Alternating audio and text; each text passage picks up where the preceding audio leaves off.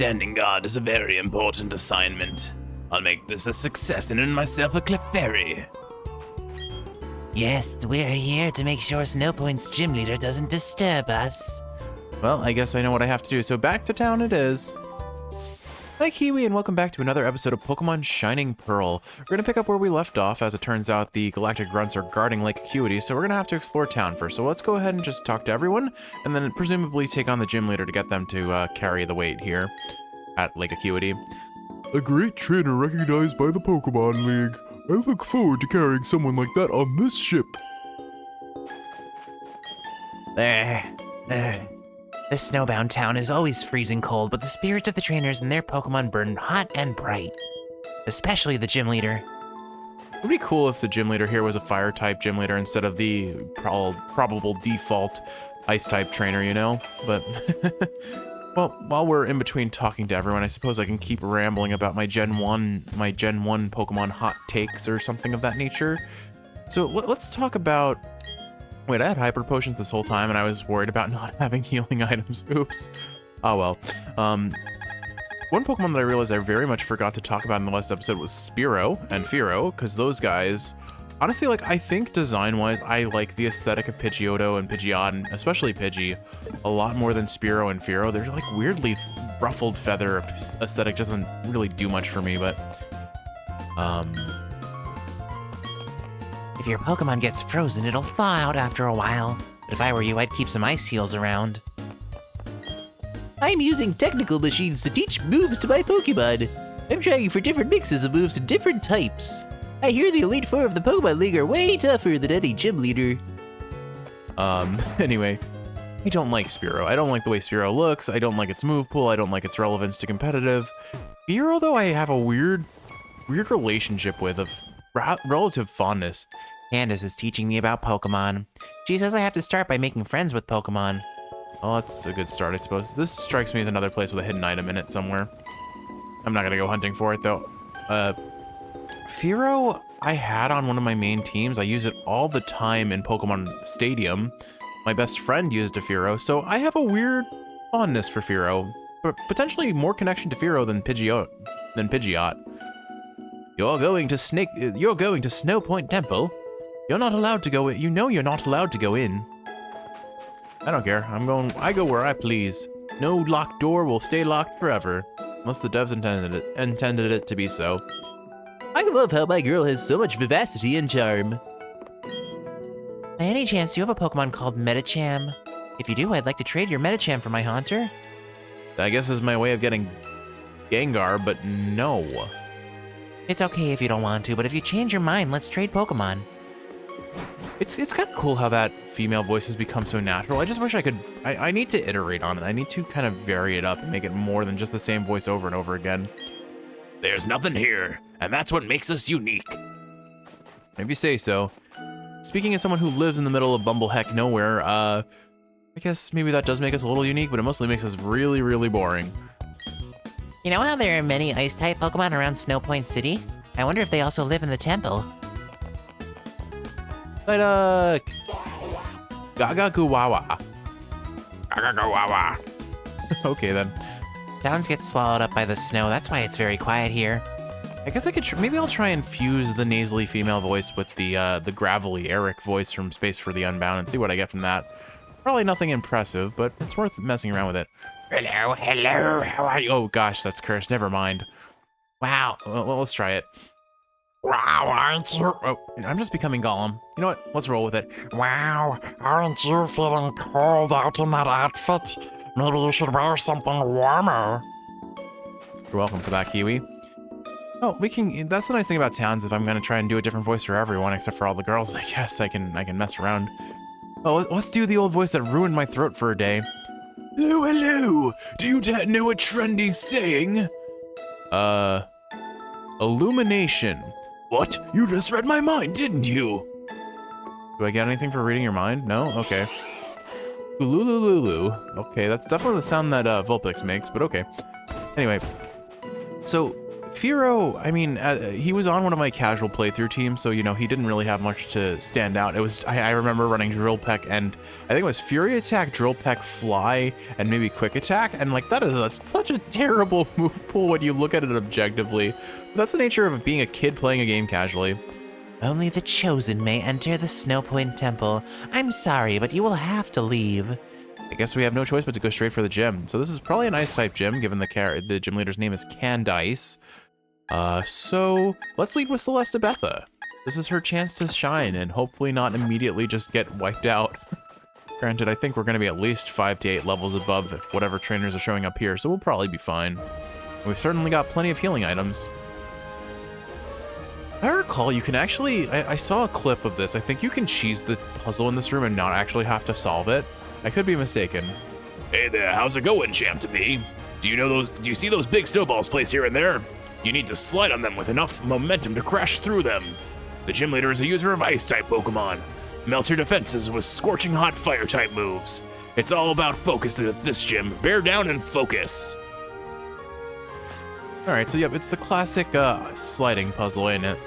Alright, so we need to I'm pretty sure this puzzle was not intended to be solved with diagonals, but we can solve this puzzle with diagonals if we gimmick it hard enough.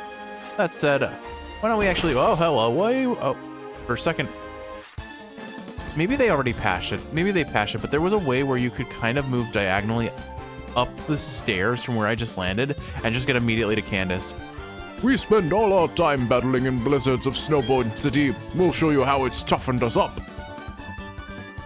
I'm just throwing walls at the voices and seeing what sticks. If I had to guess, the stickiest voice is probably the Zarbon voice. Oh my. This is very sticky, Kiwi. Anyway, I am so sorry. I am so sorry for that. Alright, looks like we're just going to be dealing with hail through most of these battles, so chip damage will add up, but a Snover versus a Rapidash, there's going to be a bad time ahead for this poor little Snover. I wonder if we can one-shot it with Fire Spin. The base damage is probably too low, but when it's being multiplied by 4 times, it's probably not. Anyway, so that's my relationship to Firo. Use it in casual playthrough. My friend used it in his teams. I use it all the time in Pokemon Stadium because I think it had a fairly decent move pool. Its attack stat isn't terrible, but it's really just not a standout Pokemon. What is with... I forgot what voice I gave this guy. What is with your toughness? Anyway, who comes next? We talked about Arbok and Ekans. Okay, the Nidos. Let's talk about the Nido. So we've got Nido, the Nido Rans, the Nido Renos and Renas, and the Nido Kings and Queens. If I had to pick one, I think Nido Queen is objectively better than Nido King in my book, but I think I have a certain fondness for Nido King because I used him on my old team. The in keeping with the old naming senses that Jeff of Ye's past had, his name was King Jeff. It's too cold. I can't even feel my tongue. And King Jeff also probably had a terrible move pool. I definitely know. I remember I think he had Fissure and Horndrill, which were both one-hit KO moves. Because as a kid, you think, okay, I can one-shot my opponent. That's awesome. This guy is cheating. He's using a Water type and a Fire type in a Ice type gym. This is not allowed. Stop it, you dirty cheater. Guess we're swapping out to probably Captain Squawk, honestly. And oh gosh, where was I? So Nido King had Fissure and Horndrill because I thought the one-hit KO moves were really cool, but I didn't understand that they didn't work if you use them on Pokemon above your level, and at base they have a 30% accuracy when you're equal in level, gaining 1% accuracy per level over your opponent. So basically I had 2 virtually useless moves, especially going into the Elite Four, and the number of times King Jeff died, or well, fainted, because I was trying to fissure an Elite Four gym leader's Pokemon that was like a couple levels above us. Let's not talk about that. I definitely had Earthquake. I thought Earthquake was really cool, but I also really liked Dig, so I think that was the move pool. I think it was Horndrill, Dig, Earthquake, and Fissure. Like one of the worst move pools you could ever imagine, but what are you gonna do? It was my first ever Pokemon game. I didn't know what I was doing. I was just having fun. I was taking the moves that sounded or looked really cool. And I love Dig. I love the idea of being able to dodge an opponent's attack attack, only to just come back and vengeance it later. If I recall, I think I gave Dig to my... It was one of my starters. I don't think it was Bulbasaur, so it was either Squirtle or Charmander, because I played Gen 1 so many times. Shame we didn't knock that Sneasel out there, but Star Gecko might be fast enough. I don't want to risk Star Gecko. Let's just have Celestabetha do her job. Beyond that, what was there? I think Nidoqueen overall is the better Pokemon, though, in a lot of ways. I like her design a little bit better. Or do I know? I think Nidoking is pretty classic. Maybe I just have a little bit of pent-up resentment towards Nidoqueen, because I had almost a full set of Gen 1 Pokemon cards. The only ones I were missing was Clefable, Venusaur, and Nidoking. Or Nidoqueen. No, actually, you know what? No, I should be resentful for Nidoking. He was the card I was missing. No, I definitely had Nidoking. I had a holographic Nidoking, actually. I never got the Nidoqueen card, and I was so salty about it. But I remember, like, looking at the two and thinking Nidoqueen had the better stats for what I was rolling with when I tried her in, like, a gimmicky competitive team once. All right, not enough momentum to clear this, but we can clear this boulder, which is good. All right, so we need to get up here somehow. To do that, I think we need to route around this way. I'm going to be solving a puzzle for a while, but we can keep rambling about Pokemon in the meantime. That said, what do I ramble about? All right, I guess we have to beat this trainer first. All right, let's try a new female voice. Is this... No, Is this... Oh gosh, that's gonna be awful. All right, we're just gonna roll with it. Is this the gym... No, we're not. Is this the... I'm trying to get a list, but the list just keeps coming out wrong. Is this the gym lead... No, never mind. Is the gym's trick to floor... Is the gym's trick floor making you a little hot under the collar? If you can't maintain your cool in battle, you'll freeze up. I don't know. I need to come up with ways to iterate on that. I just haven't practiced with it nearly enough. It's like you settle into your what's simple and predictable and easy, and then you refuse to fall out of it because it's comfortable, you know? The thing about voices, the thing about a lot of these voices that I'm using is I kind of just come across them by chance. I try something and it sticks. That's how I got the Eric voice. That's how I got this female voice. That's how I got the kind of voice. It's funny how those have become what I call staple voices. I mean, Tristan's voice and the robot voice that I do are also staple voices, but those have been around for a much longer time than anything else.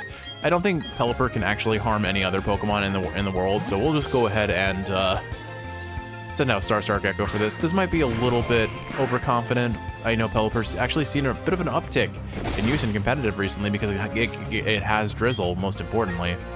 But Thunderbolt to a Pelipper, it's gonna go down nice and quick. Let's see. So Nidoqueen, I liked her move pool. I thought she was cooler in that regard. Nidoking definitely has like the closer connection to me and no like pent up childhood bitterness. Nidorino, I definitely like the look of a bit better than Nidorina. I think it's just like he looks edgier and that appeals to my aesthetic from back when I was a kid. Oh no. Oh, okay, it's just using Aqua Jet. I'm like, how is that Golduck faster than us? But if it's using Aqua Jet, it's fine if it's using Aqua Jet. We'll one-shot it. I was afraid it was going to toss out a Psychic or something, and that would have hurt and possibly wiped out Star Gecko. Aqua Jet has base 40 damage. It does get stab boosted by Golduck's typing, but so does Psybeam, and Psybeam has a lot more base damage. I don't think we leave Star Gecko in for a Steelix, though. And then the the Nidorans really don't do anything for me. I think they're super basic looking. I can't really tell what they're supposed to be. Are they like spiky rabbits? They're clearly meant to look like some sort of rodent, but they're also they have like I always picture them having kind of like scales or some sort of like tough exterior. So I think of them kind of like lizard rats or something, or lizard bunnies. I don't know. It's whatever they are. They are classic and timeless in their rose-tinted, nostalgia-filled goggles. But I think I just got burnt on them because of all the doubles I got when I used to collect Pokemon cards. I have so many Nidoran cards of both genders. It's just kind of frustrating and tiresome, I suppose. So that's the Nidos. What's next? Let's do the three-stage grass Pokemon. So we have Bellsprout, Weepinbell, Victory Bell. We have Oddish, Gloom, and Vileplume. Of all of that, I think I like the Bellsprout. This is the problem. I love both of them, frankly. Victory Bell earned such a place in my heart. One, because my friend and I use it on a competitive team. Victory Bell doesn't really have a lot of standouts, but it's surprisingly fast. You wouldn't look at this pitcher plant looking Pokemon and be like, oh, it's actually pretty fast for when it was introduced. But it is. It's a surprisingly high base speed Pokemon with decent attack stats, so it was actually fairly viable. You were surprisingly cool. At least I have my warm boots. And so, yeah, we both use Victory Bell. One of my closest friends quite love Victory Bell for a number of reasons.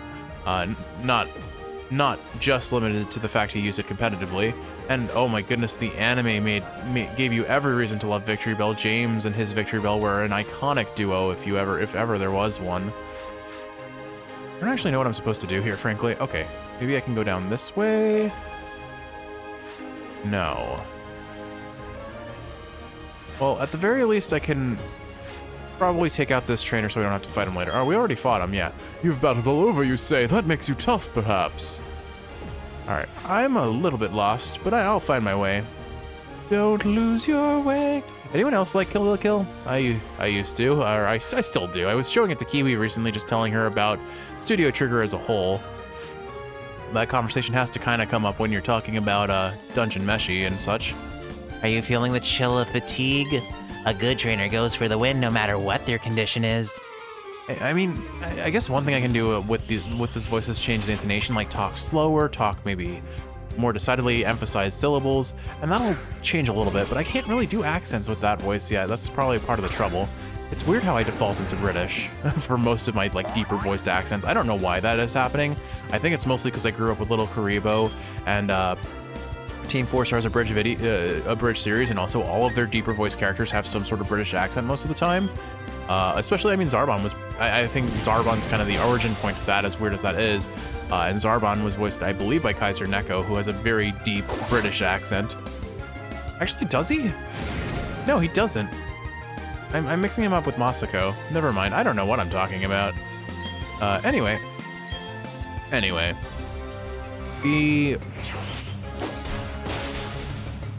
Focusing back on Pokemon, I guess. I think Weepin' Bell is kind of weird looking. I actually, you know what? I don't know if I fully love Bellsprout, but we have a Bellsprout in a casual playthrough of Let's Go Eevee that Kiwi and I have been playing together, named Spoopy, who has just been hard carrying. He's been like, I've been using Eevee, our Jared the Harbinger of Death, and Kiwi's been using Spoopy, and they have become a devastating team of synergy together. At the level we're at, he should be evolving into Weepin' Bell soon. And of course, yes, that Spoopy is in fact a reference to the time that a Bellsprout showed up in the anime named Spoopy. I don't think I switched Star Gecko in, so we'll use Captain Squawk here. It's a really weird episode where this old man has a Bellsprout that helps him find Shuckles. And he calls out to the Bellsprout. He goes, Spoopy, Spoopy, and starts clapping his hands. And the main reason I know this is not because I just specifically saw that episode in the anime, which I did, mind you. It is because I had a book version, like a large images basically taking screenshots of that episode, or basically I had a book of that episode. It had pictures, basically screen captures of the episode with text written underneath it so that you knew what they were saying. And I don't know where that book is, but I think I still have it somewhere lost into in my childhood house.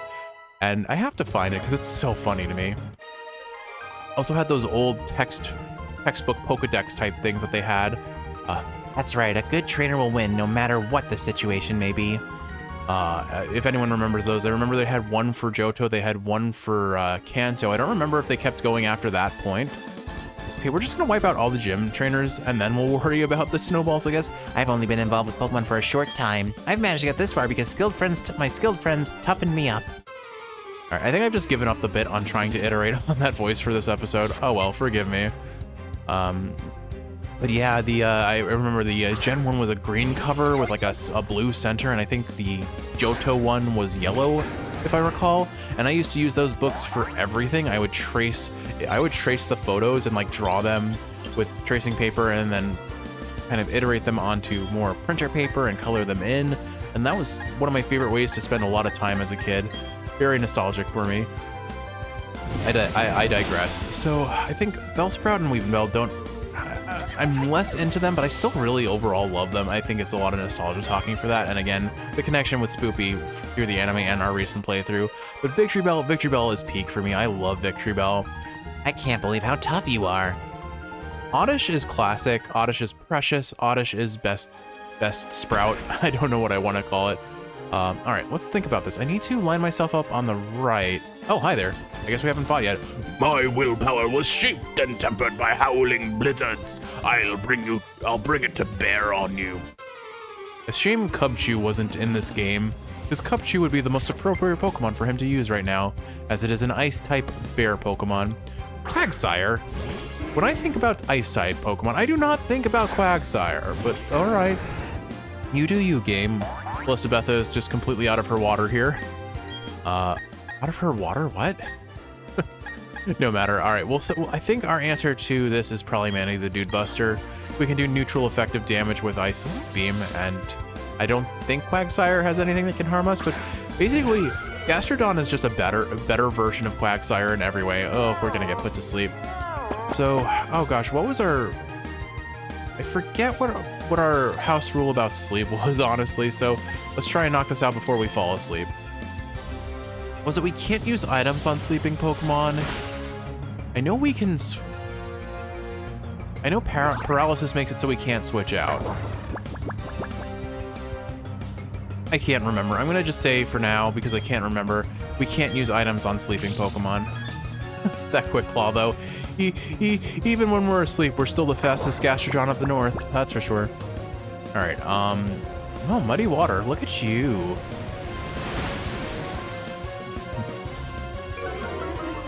I'm trying to. Okay, so the Oddish line. So I don't like Gloom. I didn't like its Pokemon card in particular, and I think that's just kind of ingrained in my soul. Like, Gloom has grown on me a little bit with time, but overall, I'm just not a big fan of. Oh, you have Ice Beam too, do you? I'm not a big fan of Gloom overall. Vileplume though, I really like. How are you dodging Ice Beam? How is this? Why am I missing with? I have 100% accuracy. Am I missing something? Because it's not saying that it missed. It's saying that Quagsire evaded the attack. All right, it looks like we're fine now. That was weird. What was going on there? I'll have to look at that. That would actually be an interesting idea for an ability if it doesn't already exist. If your Pokemon has the same moves as your opponent, increase the chance of evasion against those moves by some percent. That would be a pretty cool idea. You weren't even phased. These guys always look so shivery after getting beat up. We're gonna go ahead and heal ourselves up while I continue to ramble about Pokemon things. So, I guess Vileplume I have a lot of partiality to, just because I remember it in Pokemon Snap, being kind of this hidden Pokemon that you had to throw balls at. I think its big, angry flower on the top of the head is really cool. Its base body is kind of whatever, but it builds off of... It builds off of the original stages very nicely, so I'm willing to forgive it. I think overall, though, if I had to pick one Pokemon from each evolutionary line, Victory Bell, hands down, and Oddish. I think Oddish is just precious. Oddish is just precious. And I think I have a friend who beat the entirety of Pokemon, I want to say Leaf Green version, with an Oddish. He did the same challenge with a Paris. And Godspeed to him, because I do not have the patience for that. I mean, actually, realistically speaking, I do. But I don't want to have the patience for that, honestly speaking. Oh, you know what I need to do? I see what I need to do. I need to not go to the left on this and just go straight down once I hit this. Like, if I go straight down like this, I think I'll crash through something, or not. All right, where do I go from here? All right, I think this should do it. If I go straight to the right over here, I get onto this platform, go down one. That takes care of that boulder. Aha, okay, there we go. I think we've got access to Candace now. We just have to get back to our starting point, and we are good. So who's next on the docket of Pokemon to talk about? Let's see. Ah, no, go away. I don't want you. Ah! I just want to save out of my own base neuroticism. Let me save, please. All right, we're gonna go ahead and speed through here. So we've, oh, there was one more, never mind. We're not done yet. And there we go. We have solved the puzzle. Let's go fight our gym leader. Okay, that took way too long. Maybe I'm not so great at puzzles like this after all. But I just had to stop and think and give up commentary for a moment. We're fine though. Up the stairs we go. There she is. There's good old Candace. So, we are gonna go ahead and put Celestabetha at the front. Sounds good. And let's go dive in. What voice do we give you, Candace? Yeah, I want to do this voice. Forgive me, Huey. You want to challenge Candace? I lost the voice. Hold on. Sure thing. Sure thing. I was waiting for someone tough. But I should tell you I'm tough because I know how to focus. Oh, well, if that's the metric for beating us in battle, I lose by default. Pokemon fashion romance. It's all about focus. I'll show you just what I mean. Get ready to lose. Kind of, I feel like this is the outline of the voice I want. It's not the actual, like, filling of it. That is a weird way to describe it, but whatever. All right, let's go ahead and knock some sense into Candace. She'll actually probably be close to her level, I think, because her trainers were in the just base 40s, so she'll probably have a highest level of maybe 45 is my guess. We'll see. What's your Snover starting at? While we're battling, let's see. So, moving on from the grass Pokemon, what else do we have to talk about? Who else could we talk about? Let's see. I suppose... What would be a good option here? Let's do Diglett and Doug Trio.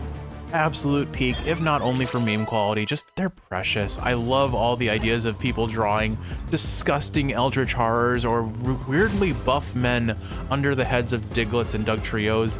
The Alolan forms I think were really dumb, but I also can't help but laugh at the fact that they made Diglett grow hair, or Doug Trio grow hair, and the different heads of Doug Trio have like full-on hair, like blonde hair. That makes them steel type of all things too, but who am I to judge? And then beyond that, just the classic Diglett Dig, Trio. That, like if I am in a public space and I hear someone just shout Diglett Dig, I am going to respond Trio. It's just like, it is one of those call and responses that you can never remove from your soul once it takes foot. This is not your typical ice type, I guess. Do I switch out for this? You are fighting psychic type, Medicham. I don't have the best answer to you, but Captain Squawk could handle you, I think, with an Intimidate. And or Manny the Dude Buster would be fine also. I guess it must have Ice Punch. That must be the one thing that makes it fit into the ice type gym. But you know what? I appreciate that because I genuinely wish that gyms weren't just locked into a type.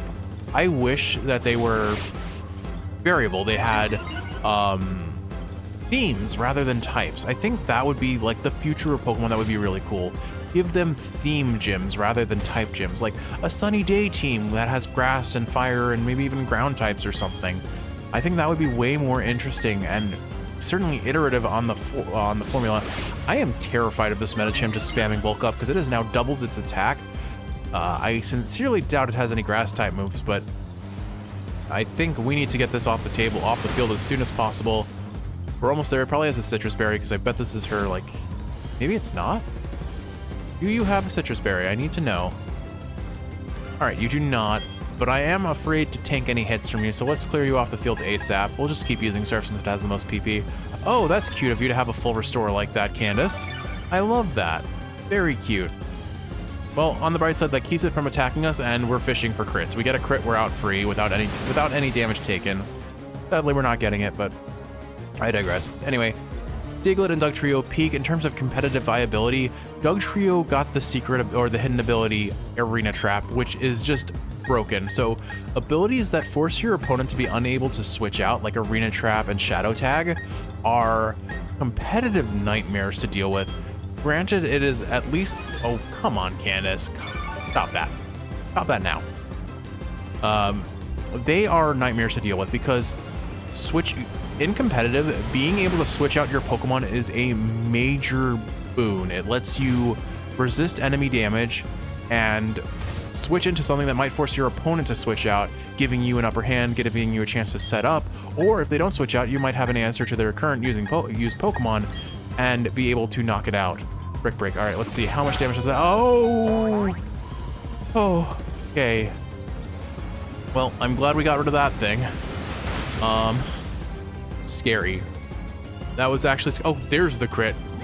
Well, Gastrodon, Manny, I appreciate that you wanted to be praised, so thank you for getting the crit. Really wish you had gotten it before, because we almost lost one of our favorite team members. I would have been... Oh, I forgot about the hail. Oh no, Kiwi! Kiwi, no! We just named an episode after him. He can't die like this. No, Manny! Manny, no! Oh. Oh, that hurts. That really hurts. Okay. Goodbye, Manny the Dude Buster. Oh.